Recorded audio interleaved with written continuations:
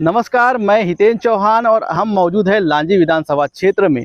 भाजपा के द्वारा यहां पे राजकुमार कर्राहे को अपना अधिकृत प्रत्याशी घोषित किया गया है, जिसके बाद से पूर्व विधायक के समर्थक लगातार विरोध प्रदर्शन कर रहे हैं और यहां पे भाजपा दो गुटों में बढ़ चुकी है, जिसके बाद से लगातार राजकुमार कर्राहे और पूर्व विधायक रमेश भटेरे अपने अपने तरीके से शक्ति प्रदर्शन करने में लग गए हैं।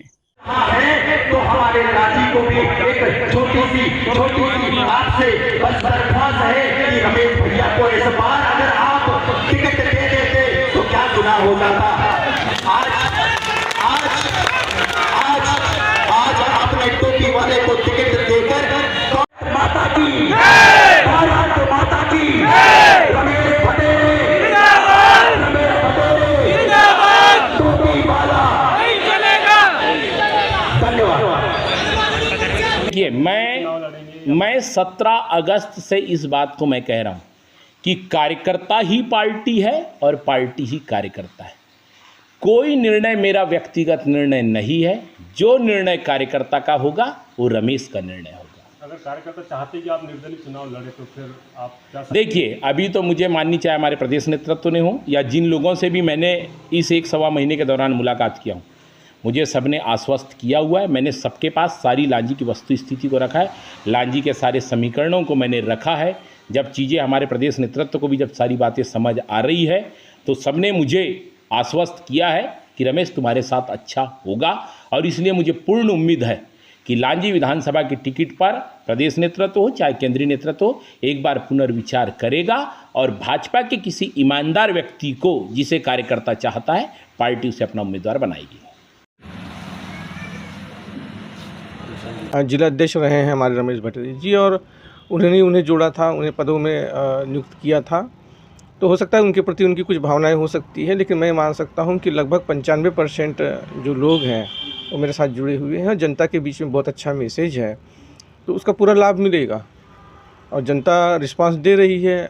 माननीय शिवराज सिंह चौहान जी की जो योजना है, लाडली लक्ष्मी बेटी योजना है, लाडली बहना योजना है, और भी ढेर सारी योजना है जो जन्म से लेकर मृत्यु तक की योजनाएं बनाने वाली सरकार है माननीय शिवराज सिंह चौहान जी की। तो निश्चित तौर से योजनाओं का पूरा लाभ मुझे मिल रहा है, भाजपा कैंडिडेटों को मिल रहा है।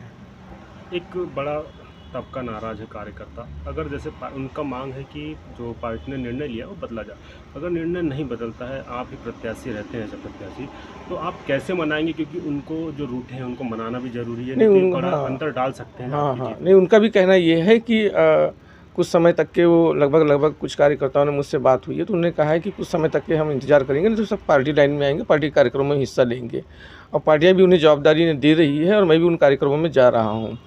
तो हो सकता है कि थोड़ा कुछ मन से ऐसे कार्यकर्ता होते हैं जो जुड़े रहते हैं, स्वाभाविक है, हर किसी के सपोर्टर्स होते हैं, तो वो अभी कुछ इंतज़ार कर रहे हैं, और मुझे लगता है कि 10 अक्टूबर के बाद सारे कार्यकर्ता पार्टी लाइन में आके सब काम में लग जाएंगे। आपके विरोध की वजह क्या है? आप तो काफ़ी सीनियर पार्टी में रहे हैं, काफ़ी लंबे समय से भाजपा में, मुख्य वजह क्या मानते हैं? देखिए, विरोध का कोई कारण नहीं होता है, चूँकि सभी जो सीटें हैं 39 सीटें हैं, तो जब विधानसभा की टिकट डिक्लेयर होती है तो कोई एक ही कैंडिडेट होता है पार्टी से, और बाकी और 4 लोग मांगते रहते हैं। तो ऐसी स्थिति में जब एक को मिलती है तो 4 लोग नाराज़ होते हैं और उनके सपोर्टर्स नाराज़ होते हैं। तो पार्टी से टिकट मांगने का अधिकार हर किसी को है, और एक को मिलने के बाद में फिर धीरे धीरे करके सारे कार्यकर्ता काम में लग जाते हैं।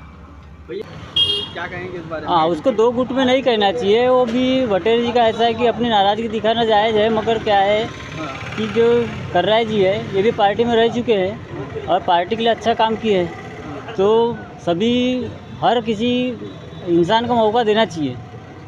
इसीलिए इनको पार्टी ने चाहिए और टिकट देने की चाहिए।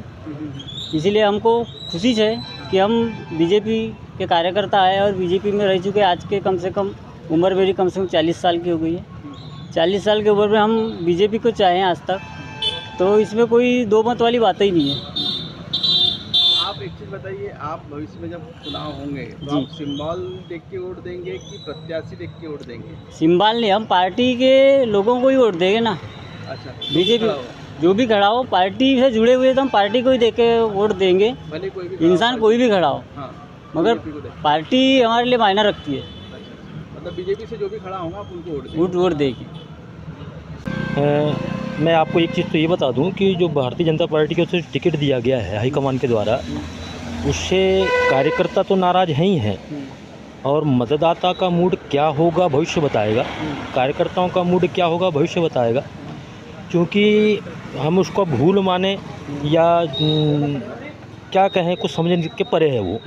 तो जो वास्तविक ज़मीनी हकीकत है वो है कि भारतीय जनता पार्टी में रमेश जी भट्टराई जो हैं, ये लगातार विगत 10 साल से जनता के बीच में, पार्टी के बीच में, संगठन के साथ पूरा सेवा देते चले आ रहे हैं। और हमारे राजकुमार जी कर रहे हैं विगत 10 साल से, या तो बिल्कुल घर में रहे, चुपचाप रहे, सुस्त रहे, और विगत 6 माह से वो आप पार्टी ज्वाइन कर ली उन्होंने। इससे कहीं ना कहीं ये साबित हो रहा है कार्यकर्ताओं के बीच में कि वो पैराशूट प्रत्याशी के रूप में पार्टी ने थोप दिया है, कहना चाहिए उसको। परिवर्तन होना चाहिए, परिवर्तन होना चाहिए निश्चित तौर पे, जो है टिकट बदलाव होना चाहिए, और टिकट जो है रमेश जी भट्टराई को जो है मिलना चाहिए, क्योंकि वो संगठन को मजबूत करने का काम किया है, कार्यकर्ताओं के सहयोगी रहे और जनहितैषी कार्यों में उन्होंने सहयोग प्रदान किया।